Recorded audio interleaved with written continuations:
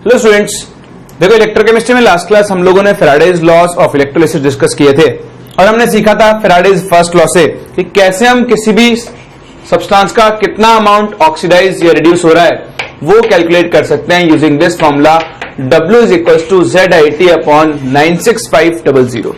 मैंने आपको इस फॉर्मूले को EIT मैंने आपको इस फॉर्मूले को यूज करना सिखाया था। चलो आज आगे चलते हैं और डिटेल्स में चलते हैं इस टॉपिक के ऊपर। देखो मैं यहाँ पे एक और टर्म डिफाइन करने जा रहे हैं जिसको मैं बोलता हूं करंट एफिशिएंसी।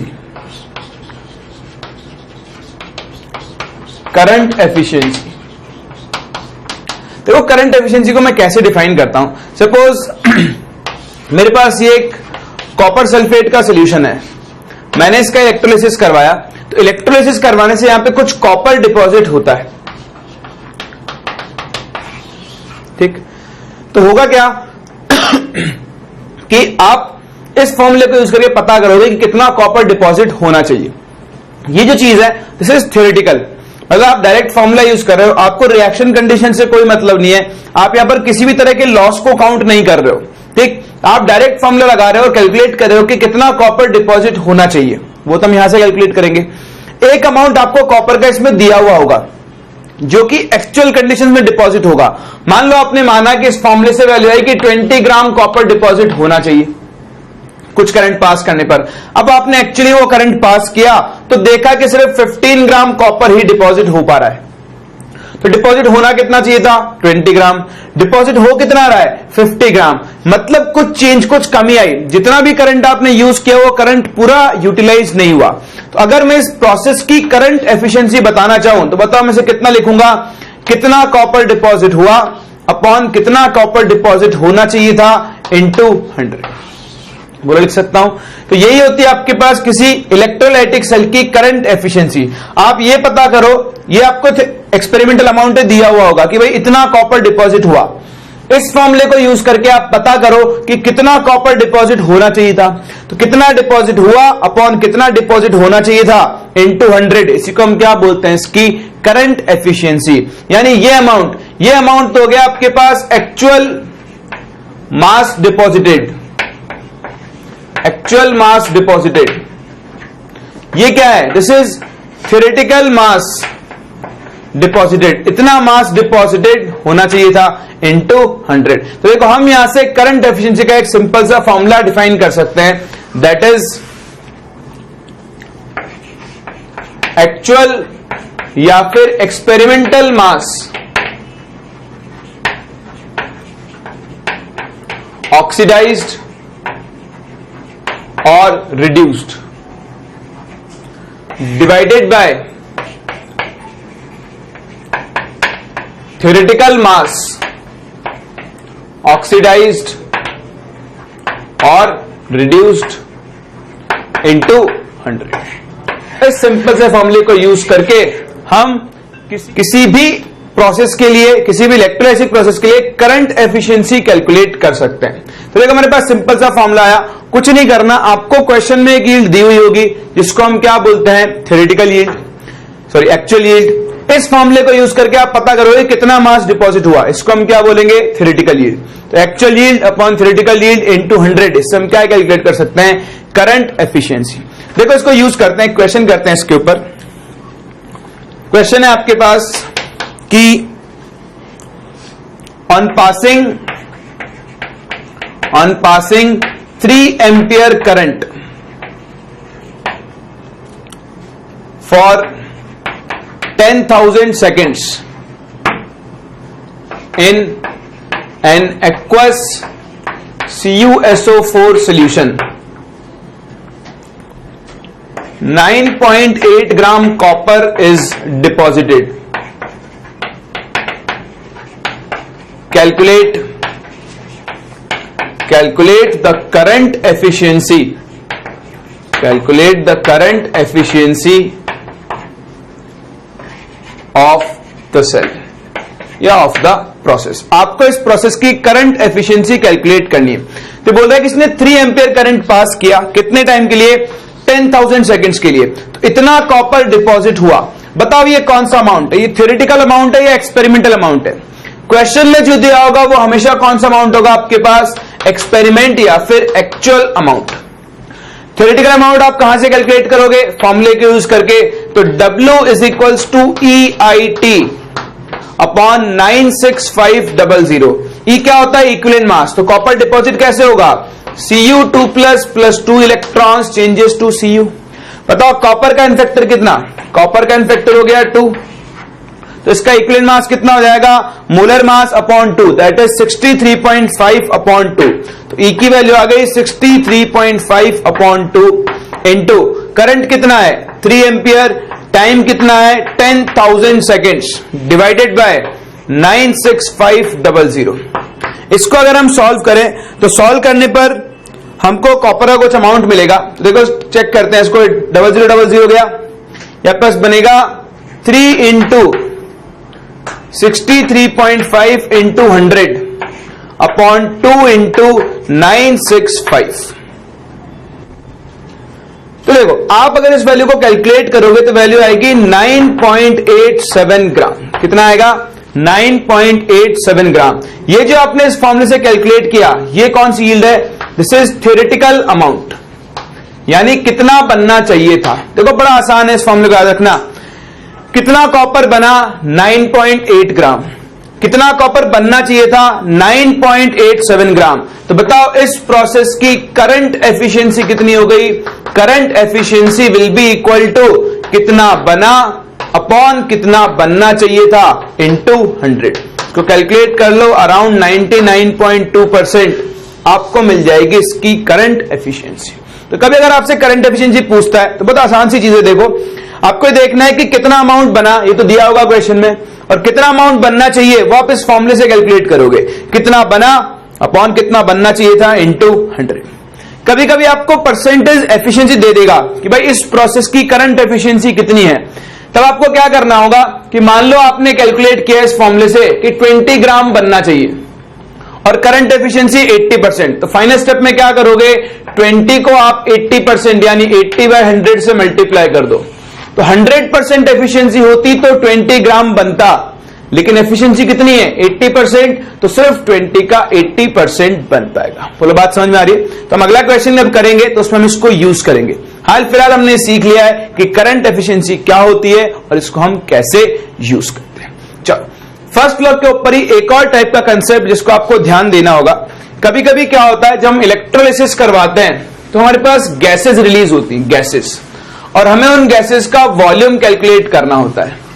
तो उसके लिए कोई फॉर्मूला डिराइव करने की जगह हम डायरेक्ट लॉजिक से बात करते हैं, वो ज्यादा आसान रहेगा। ध्यान से देखना, हम बोलते हैं 1 फेराडे। 1 फेराडे की वैल्यू होती है 96500 कूलम्स। ये आपने सीखा है। बेसिकली अगर मैं 1 फेराडे की बात करूं तो 1 फेराडे का मतलब होता है चार्ज ऑफ 1 मोल इलेक्ट्रॉन्स, यानी 1 मोल इलेक्ट्रॉन्स का चार्ज हमेशा कितना आएगा? 96500 कूलम्स, दैट इज 1 फेराडे।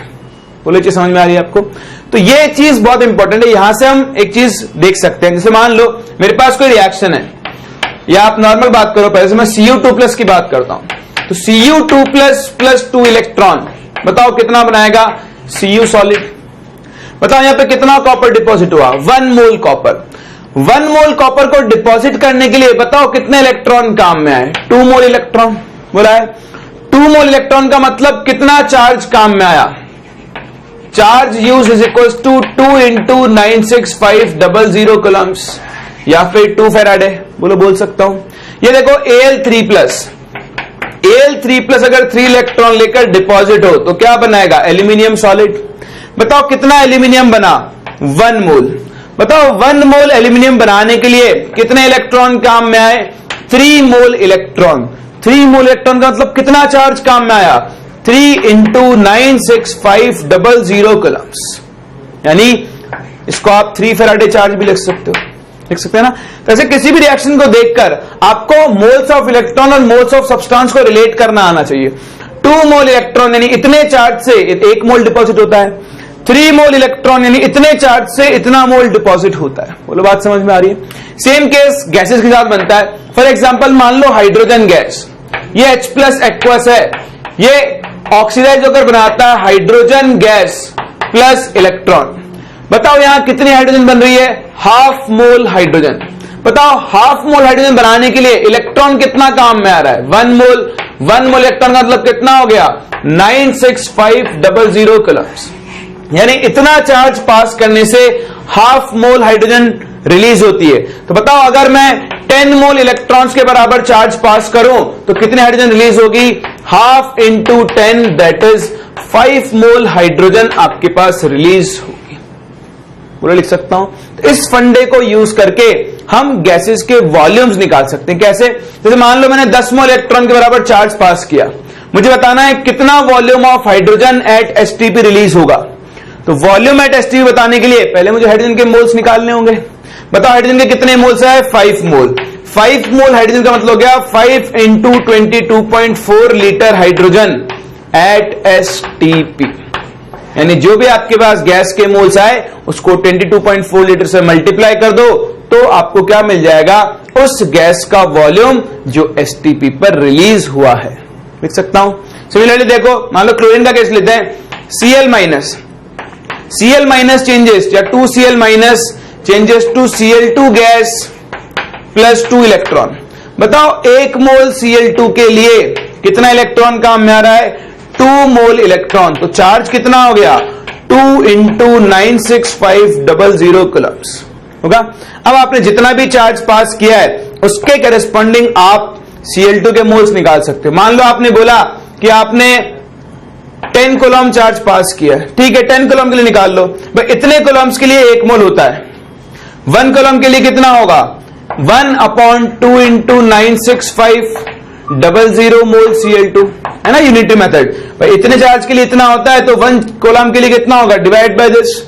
अगर 1 कूलम के लिए इतना है तो बताओ 10 कूलम के लिए कितना होगा? इसको क्या कर देंगे? इंटू 10 कर सकते हैं। तो देखते हैं इसको। अभी आप क्वेश्चन करोगे आपको ज्यादा क्लियर होगा कि कैसे हमसे वैल्यूज पूछी जाती है। एक बार इसे आप कॉपी करो ताकि हम इसके ऊपर बेस्ड क्वेश्चन करते हैं। तो क्वेश्चन करते हैं। देखो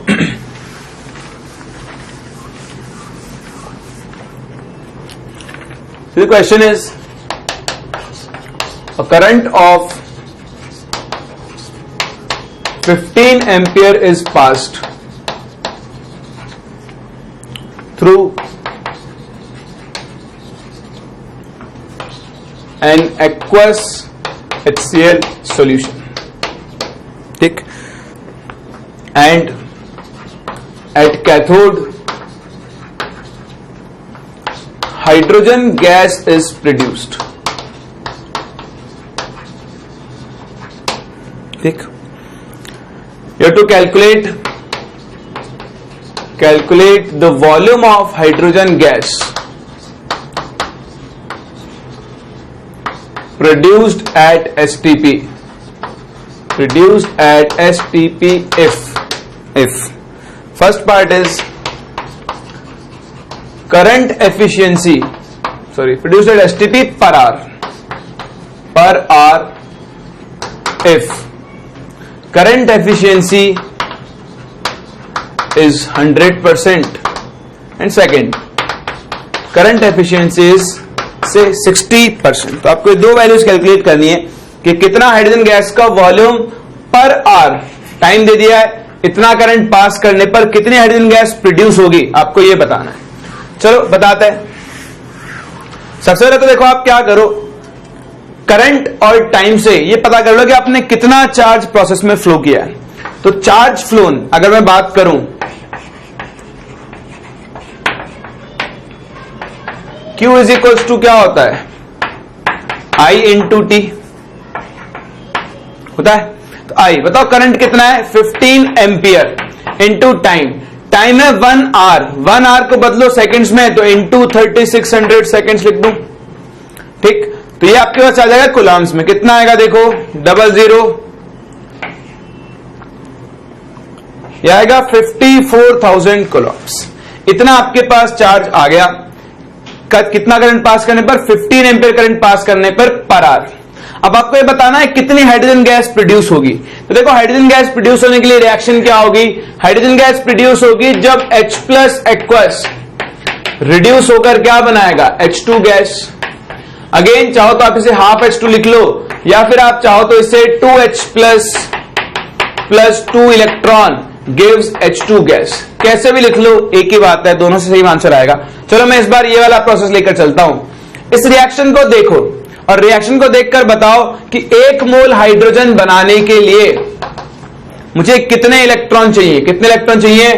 2 मोल इलेक्ट्रॉन चाहिए।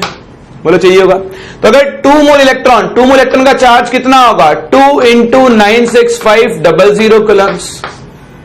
इसमें कोई डाउट है? तो बस अगर मैं ये लिख सकता हूं तो मैं यूनिटरी मेथड लगा के H2 का वॉल्यूम बता सकता हूं। बताओ 2 मोल इलेक्ट्रॉन पास करने पर कितने H2 निकल रही है?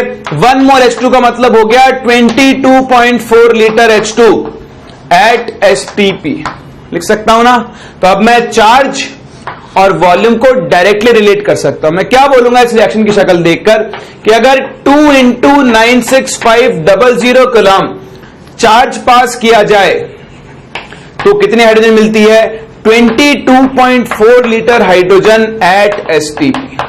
इतना चार्ज पास करने पर बताओ 1 कूलम चार्ज पास करने पर कितनी हाइड्रोजन मिलेगी? 22.4 अपॉन 2 इंटू 96500। तो अगर 1 कूलम चार्ज पास करने पर इतनी हाइड्रोजन मिलेगी तो मेरे पास कितना चार्ज है? 54,000 कूलम्स। बताओ 54,000 कूलम से कितनी हाइड्रोजन मिलेगी? 22.4 अपॉन 2 इंटू 96500 इंटू 54,000। इसको सॉल्व कर लेंगे तो हमें मिल जाएगा volume of hydrogen gas evolved. लेकिन कब? जब करंट एफिशिएंसी कितनी है? 100%। ये वो पहला केस। अगर करंट एफिशिएंसी कितनी हो? 60%, तो कुछ नहीं करना। सेकंड केस, अगर करंट एफिशिएंसी 60% है तो ये जो अमाउंट आया इसको 60% से मल्टीप्लाई कर दो। भाई जब करंट एफिशिएंसी 100% थी तो इतना अमाउंट बनेगा। अगर करंट एफिशिएंसी 60% है तो इसका सिर्फ कितना अमाउंट बन पाएगा? 60% अमाउंट फॉर्म हो पाएगा। तो सेकंड पार्ट का आंसर क्या होगा?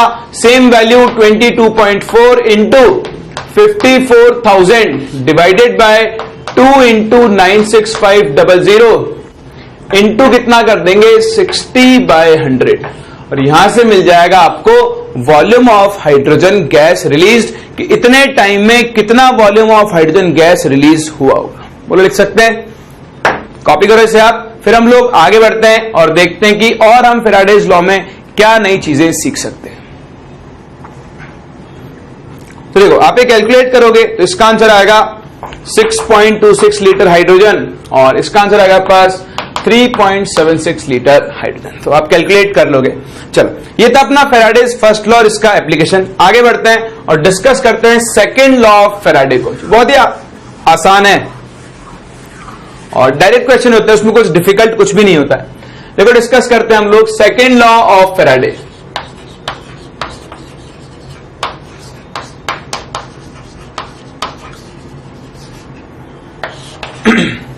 देखो सेकंड लॉ क्या बोलता है कि अगर आपने 2 या 2 से ज्यादा सेल्स लिए, मान लो ये एक सेल है इलेक्ट्रोलाइटिक सेल, ये दूसरा सेल है और ये तीसरा सेल है।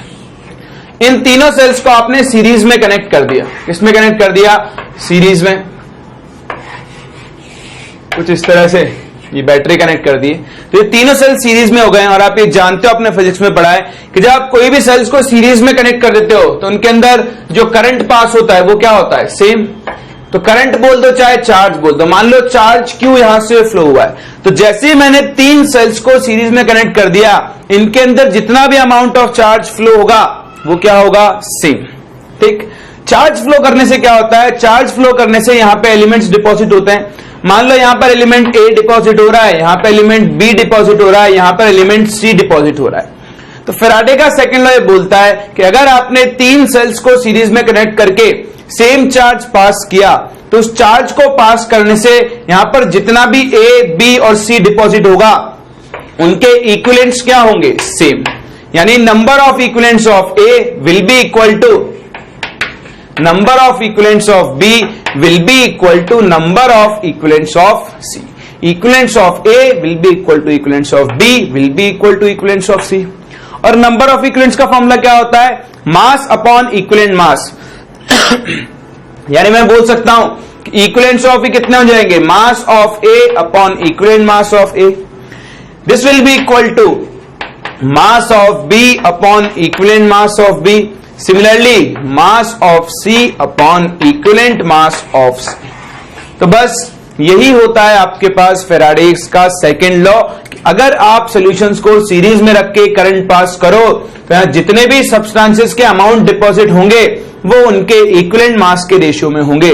यानी WA upon EA will be equal to WB upon EB will be equal to WC upon EC.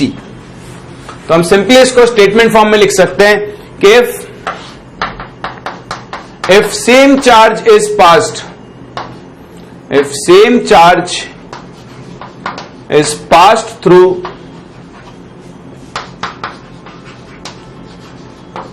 two or more cells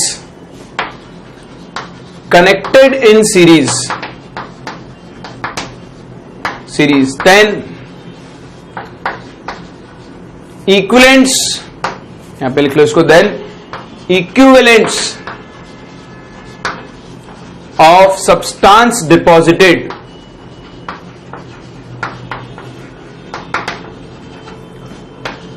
will be same.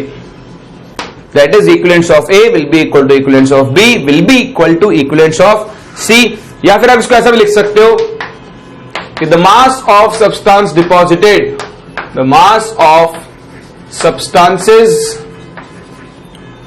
deposited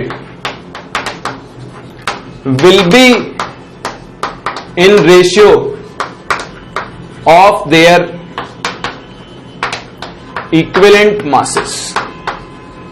यहां पर जो भी सब्सटेंस डिपॉजिट होगा वो उनके इक्विवेलेंट मास के रेशियो में डिपॉजिट होगा. यानी WA upon EA will be equal to WB upon EB will be equal to WC upon EC. तो आप स्टेटमेंट को कॉपी करो, उसके बाद आप ये रिलेशन लिखोगे और इसी को यूज करके हम फैराडेज सेकंड लॉ के ऊपर बेस्ड क्वेश्चंस को सॉल्व कर सकते हैं. तो कॉपी करो, फिर हम क्वेश्चंस करते हैं. आओ एक सिंपल सा क्वेश्चन सॉल्व करते हैं using Faraday's second law. See the question is, ये आपसे कह रहा है कि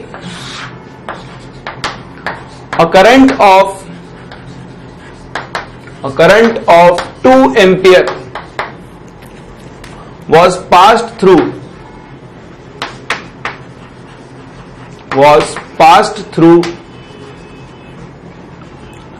solutions of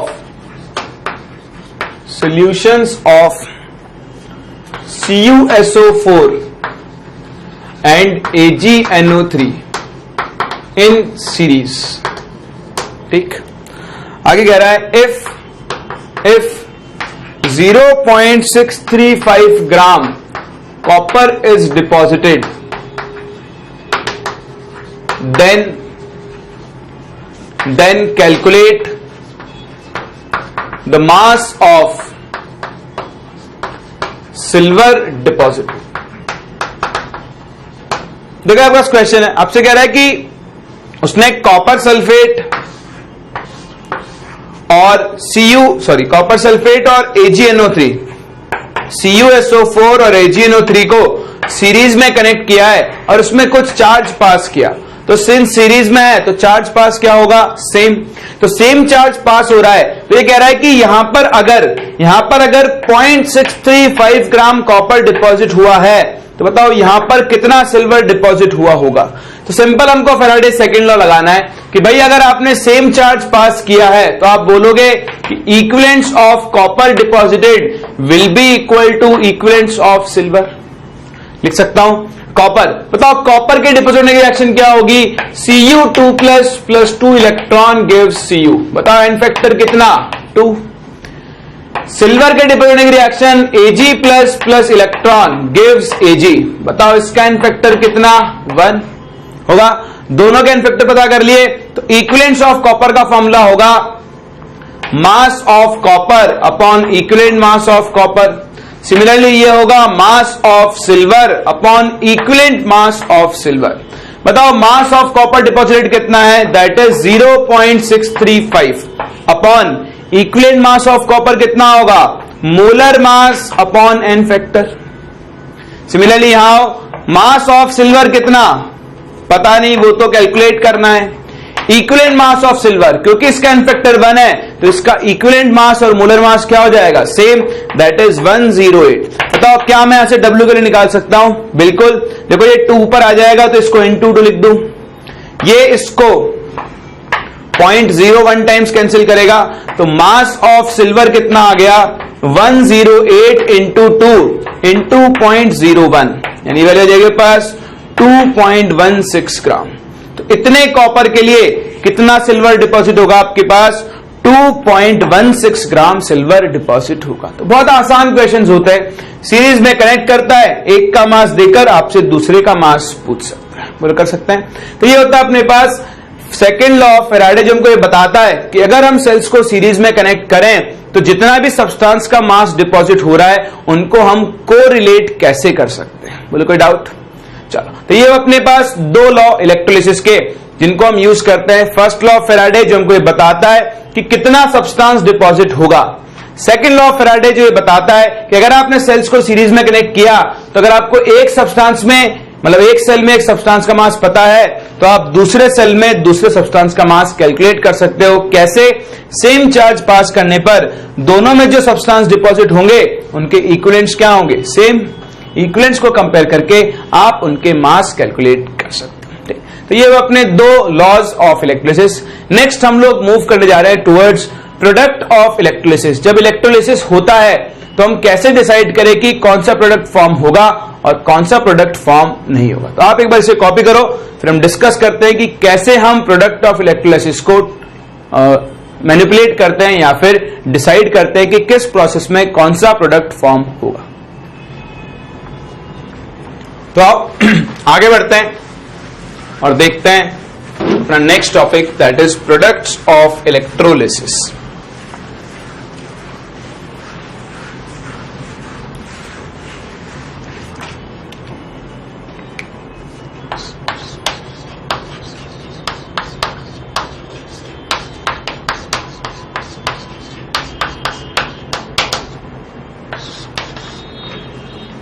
देखो, प्रोडक्ट ऑफ इलेक्ट्रोलिसिस को डिफाइन करने के लिए, यूज करने के लिए आपको बहुत ध्यान से चलना होगा लॉजिक से।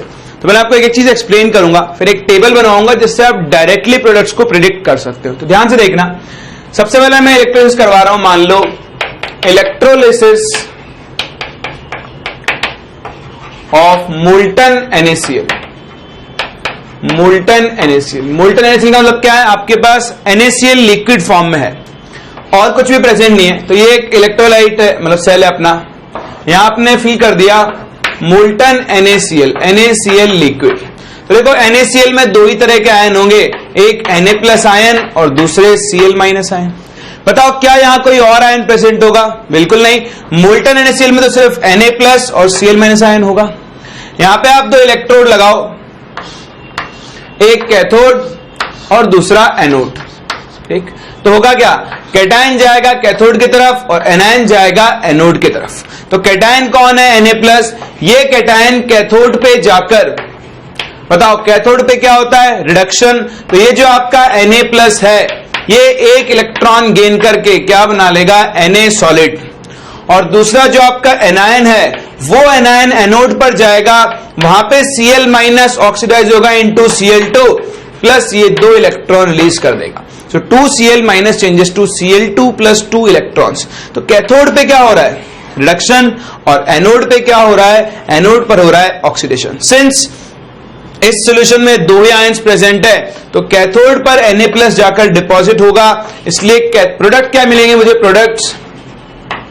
प्रोडक्ट्स विल बी, कैथोड पर क्या मिल जाएगी मुझे, सोडियम मेटल, और एनोड पर क्या मिलेगी मुझे, Cl2 गैस। तो बस यही होगा मेरा प्रोडक्ट ऑफ इलेक्ट्रोलिसिस, क्योंकि यहाँ पे सिंगल आयन है, पॉजिटिव आयन जाएगा कैथोड पर और नेगेटिव आयन कहां जाएगा, एनोड पर। बोलो बात समझ में आ रही है।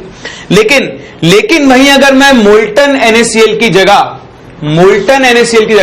अगर मैं बोलूं electrolysis, second case, electrolysis of aqueous NaCl, कौन, एक्वस NaCl, तो फिर क्या होगा, देखो एक्वस NaCl का मतलब क्या हो गया, एक्वस NaCl का मतलब हो गया यहां NaCl भी है प्लस वाटर भी है, बोलो होगा।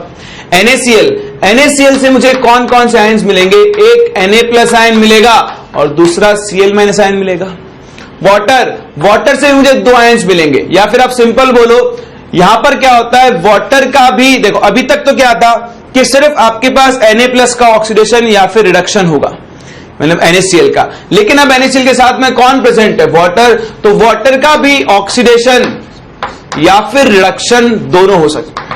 बारी साहब समझ में, तो वाटर का ऑक्सीडेशन भी हो सकता है और रिडक्शन भी हो सकता है। जब वाटर का ऑक्सीडेशन होता है, ध्यान से देखना है इसको, ये आपको वैल्यूज याद नहीं रखनी है, या तो आपको रिजल्ट रखना है, पर समझ में सब कुछ आना चाहिए।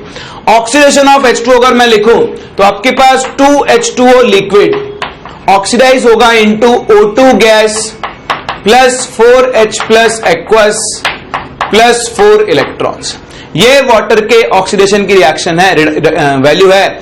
और इसके लिए अगर मैं इसका E0 स्टैंडर्ड ऑक्सीडेशन पोटेंशियल बताऊं तो उसकी वैल्यू आती है -1.23 वोल्ट। कितना आता है, -1.23 वोल्ट। तो जब भी वाटर का ऑक्सीडेशन होगा, ये वाटर के ऑक्सीडेशन की रिएक्शन है और इसका E0 कितना है, -1.23 वोल्ट।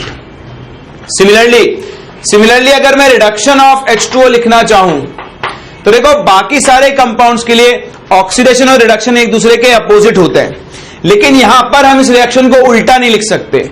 वाटर के रिडक्शन की रिएक्शन अलग होती है। क्या रिएक्शन होती है, 2H2O लिक्विड यहां पर 2 इलेक्ट्रॉन गेन करता है और क्या बनाता है, H2 gas plus 2OH- aqueous. क्या बनाता है, H2 gas plus 2OH- aqueous, और इसके लिए E0 की वैल्यू होती है -0.8274 वोल्ट।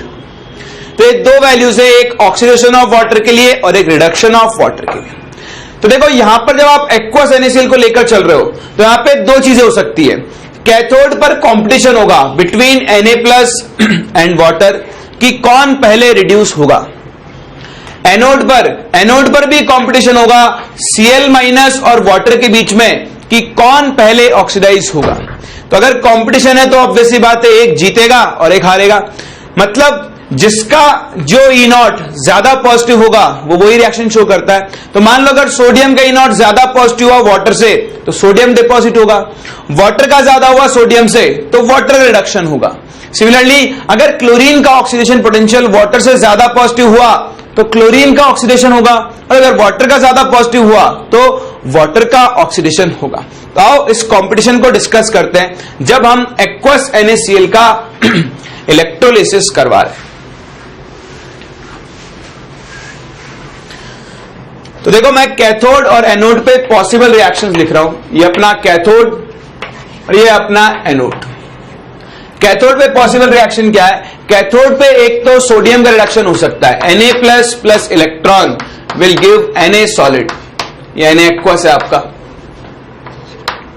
इसके लिए जो E0 की वैल्यू होती है दैट इज -2.87 वोल्ट। ठीक है, आपको याद नहीं रखनी, आपको सिर्फ सीखना है। देखो तो Na+ plus electron gives Na solid, इसके लिए E0 कितना होता है, -2.87 वोल्ट। वाटर, अगर वाटर का रिडक्शन हो तो 2H2O लिक्विड, वाटर रिड्यूस होकर क्या बनाएगा, H2 गैस प्लस 2OH-, और इसके लिए E0 आपने अभी लिखा -0.8271 वोल्ट, 8274 वोल्ट। अब आप मुझे बताओ इन दोनों में से कौन सी रिएक्शन होनी चाहिए। इन दोनों में से वो रिएक्शन होगी जिसका रिडक्शन पोटेंशियल ज्यादा पॉजिटिव होगा। क्या होगा, ज्यादा पॉजिटिव। -2.87 -0.8274, बताओ ज्यादा पॉजिटिव वैल्यू कौन सी है, ज्यादा पॉजिटिव वैल्यू कौन सी है, ये इसका मतलब यहां पे यही रिएक्शन फेवरेबल होगी। और बताओ प्रोडक्ट एट कैथोड क्या बनेगा, product at cathode is hydrogen gas. कोई डाउट, ये हमने डिसाइड कर लिया कि कैथोड पे क्या प्रोडक्ट बनेगा। चलो एनोड पे चलते हैं। एनोड का केस ज्यादा इंपॉर्टेंट और इंटरेस्टिंग भी है, थोड़ा आपको ध्यान रखना होगा यहां पे। एनोड की रिएक्शंस की अगर मैं बात करूं तो देखो एनोड पे दो रिएक्शन हो सकती है, एक तो हो सकता है ऑक्सीडेशन ऑफ Cl माइनस। जब ऑक्सीडेशन ऑफ Cl माइनस होगा तो रिएक्शन क्या बनेगी, 2Cl minus changes to Cl2 plus 2 electron, और इसके लिए आपको E नॉट दिया गया है -1.36 वोल्ट। ठीक, दूसरा क्या हो सकता है, दूसरा हो सकता है एनोड पे ऑक्सीडेशन ऑफ वाटर H2O। तो जब यहां ऑक्सीडेशन ऑफ वाटर होगा तो क्या होगा, H2O liquid will get oxidised to form O2, तो O2 gas plus 4H plus aqueous plus electrons. ठीक, तो ये 4 इलेक्ट्रॉन आएगा, बैलेंस कर लो। E नॉट, ये E नॉट की वैल्यू है -1.23 वोल्ट। अगेन ये इनके ऑक्सीडेशन पोटेंशियल है, ये इसका ऑक्सीडेशन पोटेंशियल है, ये इसका ऑक्सीडेशन पोटेंशियल है ना। मैंने यहां पे ऑक्सीडेशन पोटेंशियल वैल्यूज यूज किए। बताओ किसका ऑक्सीडेशन आसानी से हो सकता है, उसका ऑक्सीडेशन आसानी से हो सकता है जिसका ऑक्सीडेशन पोटेंशियल ज्यादा पॉजिटिव होगा। बताओ किसका ऑक्सीडेशन पोटेंशियल आपको ज्यादा पॉजिटिव नजर आ रहा है, ये तो ज्यादा नेगेटिव है, ये ज्यादा पॉजिटिव है, ये फेवरेबल है, मतलब एनोड पे ये रिएक्शन होनी चाहिए और एनोड पे प्रोडक्ट क्या होना चाहिए, ऑक्सीजन गैस मुझे एनोड पर मिलनी चाहिए। लेकिन यहां पर एक प्रॉब्लम आती है, प्रॉब्लम थ्योरेटिकल नहीं है, प्रॉब्लम इज प्रैक्टिकल। तो प्रैक्टिकली जब देखा गया, भाई हमने डिसाइड कर लिया थ्योरी से तो कि ये रिएक्शन होनी चाहिए, लेकिन जब रिएक्शन स्टार्ट करवाई, एक्चुअल जब सेल का इलेक्ट्रोलिसिस करवाया और मैंने वोल्टेज कर दिया सेल का 1.23 वोल्ट, तो देखा गया कि ये रिएक्शन स्टार्ट ही नहीं हो रही है। अब रिएक्शन अगर स्टार्ट नहीं हो रही है तो आप क्या करोगे, वोल्टेज को थोड़ा सा और बढ़ाओगे। मान लो वोल्टेज को लेकर गए 1.3 वोल्ट, देखा फिर भी ये रिएक्शन स्टार्ट नहीं हो रही है। तो अल्टीमेटली क्या देखा गया कि वैसे रिएक्शन इतने वोल्टेज पर स्टार्ट होनी चाहिए थी, लेकिन प्रैक्टिकली ऑब्जर्व किया गया कि ये रिएक्शन स्टार्ट होती है -1.48 वोल्ट पर। कितने वोल्टेज पर स्टार्ट होती है, -1.48 वोल्ट। यानी अगर आप बैटरी से ये वोल्टेज लगाने जाओ तब जाकर ये रिएक्शन स्टार्ट होगी। तो अब देखो एक्चुअली इस रिएक्शन को स्टार्ट करने के लिए इतना वोल्टेज चाहिए और इस रिएक्शन को स्टार्ट करने के लिए चाहिए -1.36। अब बताओ ज्यादा पॉजिटिव वैल्यू कौन है, अब ज्यादा पॉजिटिव वैल्यू कौन है, chlorine, this is more positive. इसका मतलब इसके कंपैरिजन में रिएक्शन कौन सी होगी, ये, और आपको प्रोडक्ट एट एनोड क्या मिलेगा, product at anode will be Cl2 gas. बोलो बात समझ में आ रही है। वैसे ऑक्सीजन की रिएक्शन को स्टार्ट करने के लिए आपको इतना वोल्टेज चाहिए था, लेकिन प्रैक्टिकली देखा गया कि इतने वोल्टेज से रिएक्शन स्टार्ट नहीं हुई, आपको और एक्स्ट्रा वोल्टेज लगाना पड़ेगा। और कितना वोल्टेज लगाना पड़ेगा, -1.48 वोल्ट। ये जो आपको एक्स्ट्रा वोल्टेज लगाना पड़ा, इसको हम बोलते हैं ओवर पोटेंशियल ऑफ ऑक्सीजन। क्या बोलते हैं हम इसको, ओवर पोटेंशियल ऑफ ऑक्सीजन। तो ओवर पोटेंशियल ऑफ ऑक्सीजन की वजह से यह रिएक्शन नहीं हो पाएगी। अगर हम इन दोनों को कंपेयर करें तो इस रिएक्शन का ऑक्सीडेशन पोटेंशियल ज्यादा पॉजिटिव है, इसलिए एनोड पर यह रिएक्शन होगी और क्या बनेगी, क्लोरीन गैस बनेगी। तो ये ध्यान रखना, ये बहुत इंपॉर्टेंट है। वैसे एनोड पर ऑक्सीजन बननी चाहिए थी, लेकिन ऑक्सीजन के ओवर पोटेंशियल की वजह से ये रिएक्शन नहीं हो पाएगी और ऑक्सीजन की जगह आपको क्या मिलेगी, क्लोरीन। तो अब अगर आप एक्वस NaCl का इलेक्ट्रोलिसिस कर रहे हो, इलेक्ट्रोलिसिस, तो बताओ इसके इलेक्ट्रोलिसिस के प्रोडक्ट क्या होंगे, कैथोड पर मिलेगी आपको हाइड्रोजन गैस और एनोड पर क्या मिलेगी आपको, क्लोरीन गैस। बात समझ में आ रही है। तो अगर मैंने मोल्टन NaCl का इलेक्ट्रोलिसिस किया था तो मोल्टन NaCl में मुझे क्या मिलता, कैथोड पर मिलता सोडियम, एनोड पर मिलता क्लोरीन। अगर मैं एक्वस NaCl का इलेक्ट्रोलिसिस कर रहा हूं तो अब मुझे सोडियम नहीं मिलेगा, कैथोड पे क्या मिलेगी, हाइड्रोजन, और एनोड पर क्या मिलेगी, क्लोरीन। अब देखो एक्वस NaCl में भी दो केस बनते हैं, एक सॉल्यूशन कॉन्सेंट्रेटेड हो और दूसरा डाइल्यूट हो। ठीक, तो उसके लिए मैं आपको सिंपल एक टेबल बनवा रहा हूं। ये सब आपने सीख लिया है कि कैसे हमने प्रोडक्ट्स को डिसाइड किया। अब आपको याद रखना है इस छोटी सी टेबल को, जो बहुत आसान है। देखो अभी के अभी याद हो जाएगी आपको। मैंने लिया मोल्टन NaCl, तो टेबल बना रहा हूं मैं, इधर ले रहा हूं इलेक्ट्रोलाइट, इधर बात कर रहा हूं प्रोडक्ट्स की, कैथोड पर और एनोड पर। ठीक। तो मोल्टन NaCl लिया तो इसमें तो दो ही आयन होंगे, एक Na+ और Cl-। तो कैथोड पर तो क्या डिपॉजिट होगा, सोडियम मेटल, और एनोड पर क्या मिलेगी आपको, क्लोरीन गैस। मैं लेता हूं कॉन्सेंट्रेटेड एक्वस NaCl और एक बार मैं लूंगा डाइल्यूट एक्वस NaCl। ठीक। तो जब मैं कॉन्सेंट्रेटेड एक्वस NaCl लूंगा तो कैथोड पर तो मुझे हमेशा ही क्या मिलनी है, अब हाइड्रोजन गैस। यहां पर भी कैथोड पर क्या मिलेगी, हाइड्रोजन गैस। बट यहां डिफरेंस आएगा, यहां पर एनोड पर मिलेगी Cl2 गैस, जबकि यहां पर एनोड पर आपको मिलेगी O2 गैस। तो देखो इसको याद रखने का तरीका बड़ा ही आसान है। कैथोड पर तो आप डिसाइड कर ही लोगे, सिर्फ मोल्टन NaCl में आपको सोडियम मिलेगा, बाकी हर जगह क्या मिलेगी, हाइड्रोजन गैस। अब आते हैं डाइल्यूट कॉन्सेंट्रेट में, तो बड़ा सिंपल सा फंडा है याद रखने के लिए, जो आयन जहां ज्यादा होंगे उसी के रिस्पॉन्डिंग गैस मिलेगी। कॉन्सेंट्रेटेड NaCl में Cl- आयन ज्यादा होंगे, इसलिए आपको Cl2 गैस मिलेगी। डाइल्यूट NaCl में Cl- कम होंगे, वाटर ज्यादा होगा। डाइल्यूट सोल्यूशन क्या होता है, जिसमें सोल्यूट का अमाउंट कम हो और सॉल्वेंट का अमाउंट क्या हो, ज्यादा। तो सिंस डाइल्यूट सोल्यूशन में वाटर का अमाउंट ज्यादा होगा तो वाटर का ही ऑक्सीडेशन होगा और आपको कौन सी गैस मिलेगी, ऑक्सीजन गैस। तो आपको एक छोटी सी टेबल याद रखनी है, मोल्टन NaCl है तो कैथोड पर सोडियम, एनोड पर क्लोरीन। कॉन्सेंट्रेटेड NaCl है तो कैथोड पर हाइड्रोजन, एनोड पर क्लोरीन। और अगर डाइल्यूट NaCl है तब भी कैथोड पर तो हाइड्रोजन होगी, लेकिन एनोड पर क्या होगा, आपको ऑक्सीजन गैस मिलेगी। कर सकते हैं डिसाइड, इसे कॉपी करो फिर अपन आगे बढ़ते हैं। सिमिलरली देखो एक और केस बनता है, ये तो था क्लोराइड्स का केस, ठीक है।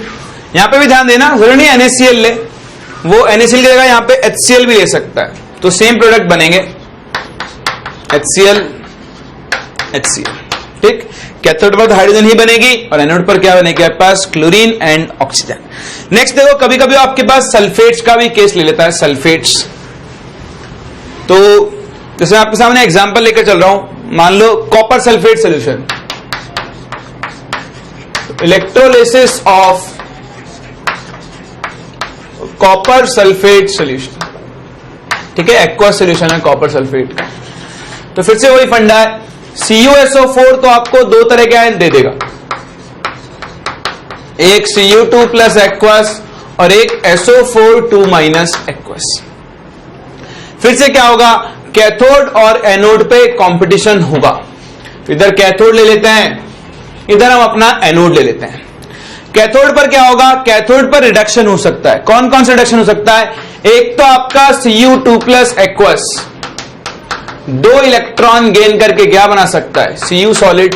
तो इस रिएक्शन का E0 होता है प्लस 0.34 वोल्ट, ठीक। सिंस हम एक्वस सॉल्यूशन में है तो यहां पे वाटर का रिडक्शन भी हो सकता है, 2H2O लिक्विड 2 इलेक्ट्रॉन्स गेन करके बना सकता है H2 गैस प्लस 4OH-। और इसका यूनिट हमने सीख लिया है, होता है माइनस 0.8274 वोल्ट, ठीक। तो कैथोड पर तो इन दोनों रिएक्शंस के बीच में कंपटीशन होगा। एनोड पर क्या हो सकता है, एनोड पर एक तो सल्फेट का ऑक्सीडेशन हो सकता है, यह बना सकता है H2OH2- प्लस 2 इलेक्ट्रॉन्स, और इसके लिए E0 की वैल्यू है माइनस 2.01 वोल्ट। दूसरा वाटर का ऑक्सीडेशन होता है, 2H2O लिक्विड कन्वर्ट होगा O2 gas plus 4H plus aqueous plus 4 electrons, और इसके लिए नॉट आएगा माइनस 1.23 वोल्ट। और अगर आप ओवर वोल्टेज भी कंसीडर कर लो तो E0 आएगा माइनस 1.48 वोल्ट। बोलो लिख सकता हूं, चलो तो अब कंपटीशन क्लियर करते हैं कि कौन जीतेगा। इसका E0 है प्लस 0.34 रिडक्शन, इसके रिडक्शन पोटेंशियल है माइनस 0.8274। बताओ कौन जीतेगा, जिसका ज्यादा पॉजिटिव होगा यानी कॉपर जीतेगा। तो कैथोड पर तो आपको क्या मिलेगा, कॉपर डिपॉजिट होगा। एनोड, बताओ एनोड, इसका ओवर पोटेंशियल के बाद भी E0 है माइनस 1.48 और यह है माइनस 2.01। ज्यादा पॉजिटिव कौन है, 1.48, यानी यहां पर कौन जीतेगा, यहां पर वाटर जीतेगा। तो ये ध्यान रखना, सल्फेट और वाटर में हमेशा कौन जाएगा पहले? वाटर। तो सल्फेट से तो कभी बनेगा ही नहीं, सल्फेट का तो ऑक्सीडेशन हो ही नहीं पाएगा, हमेशा कौन बनेगा आपके पास? वाटर ऑक्सीडाइज होगा, और यहां पर आपको एनोड पे कौन मिलेगी? Oxygen gas. क्या मिलेगी? Oxygen gas. तो इलेक्ट्रोलिसिस ऑफ कॉपर सल्फेट में आपको कैथोड पे क्या मिलेगा? कॉपर सल्फेट, और एनोड पर क्या मिलेगी? Oxygen gas. बोलो बात समझ में आ रही है? इसमें किसी को कोई डाउट? तो बड़ा आसान है भाई, यहां पर कैथोड पे कॉपर को जीतना है तो कॉपर मिलेगा, यहां पर वाटर को जीतना है तो क्या मिलेगी? ऑक्सीजन। तो कॉपर सल्फेट का आप जब भी इलेक्ट्रोलिसिस करवाओगे आपको कैथोड पर मिलेगी कॉपर मेटल, और एनोड पर क्या मिलेगी? Oxygen gas. बात समझ में आ रही है? यहां पर एक और छोटा सा केस बनता है, सिंस अब हम इतनी डिटेल में आ चुके हैं तो एक और पार्ट कर ही लेते हैं कवर। कभी कभी क्या होता है, अभी हमने यहां पर यूज किया है इनर्ट इलेक्ट्रोड। क्या यूज किया है? इनर्ट इलेक्ट्रोड, जैसे प्लेटिनम। ठीक, कभी कभी क्या होता है, हम रिएक्टिव इलेक्ट्रोड यूज कर लेते हैं, रिएक्टिव इलेक्ट्रोड। यानी मैं यहां पर कॉपर यूज कर लूं, कॉपर के इलेक्ट्रोलिसिस में मैं इलेक्ट्रोड भी कौन सा लगा दूं? कॉपर। तो क्या होगा? एनोड पर एक रिएक्शन और बढ़ जाएगी। कौन सी रिएक्शन? एनोड पर एक पॉसिबल रिएक्शन और हो सकती है, that is oxidation of copper. Copper solid will convert into Cu2 plus aqueous plus 2 electron. देखो इसका रिडक्शन पोटेंशियल इतना है, तो बताओ इसका ऑक्सीडेशन पोटेंशियल कितना होगा? -0.34 वोल्ट। कितना होगा? -0.34 वोल्ट। अब कंपेयर करो एनोड पे, 1 2 3, इन 3 रिएक्शंस में से ज्यादा पॉजिटिव वैल्यू कौन सी है? -0.34। यानी अगर आप यहां पर रिएक्टिव इलेक्ट्रोड यूज कर लो, जब आप इलेक्ट्रोलिसिस करवाओ तो यहां पे इलेक्ट्रोड्स भी किसके यूज करो? Copper and copper. और यह सोल्यूशन कौन सा यूज करो? Copper sulphate. तो जब हम रिएक्टिव इलेक्ट्रोड यूज कर रहे हैं तो कैथोड पे कॉपर का रिडक्शन होगा और कॉपर डिपॉजिट होगा, और एनोड पे कॉपर का ऑक्सीडेशन होगा, और एनोड पे आपको क्या मिलेंगे? Cu2 plus ions. बोलो बात समझ में आ रही है? तो जब आप इनर्ट इलेक्ट्रोड यूज कर रहे हो तो कैथोड पे मिलेगी कॉपर मेटल और एनोड पे मिलेगी oxygen due to these 2 reactions. लेकिन अगर आपने इलेक्ट्रोड भी कॉपर का ही लगा दिया तो फिर यहां 3 रिएक्शंस होंगी, कॉपर की रिएक्शन भी आ जाएगी, और ये रिएक्शन इन दोनों से ज्यादा फीजिबल होगी, तो यहां पर क्या होगा? कॉपर का ऑक्सीडेशन। तो इसको भी हम टेबुलर फॉर्म में ले आते हैं। देखो बहुत आसान है, इलेक्ट्रोलिसिस ऑफ CuSO4 हम करवा रहे हैं। एक बार इलेक्ट्रोड बदल रहे हैं, यहां पे इलेक्ट्रोड, प्रोडक्ट देख रहे हैं कैथोड एंड एनोड पे। तो एक बार इलेक्ट्रोड है आपका इनर्ट, दैट इज प्लेटिनम, और दूसरी बार इलेक्ट्रोड है आपका रिएक्टिव, दैट इज कॉपर।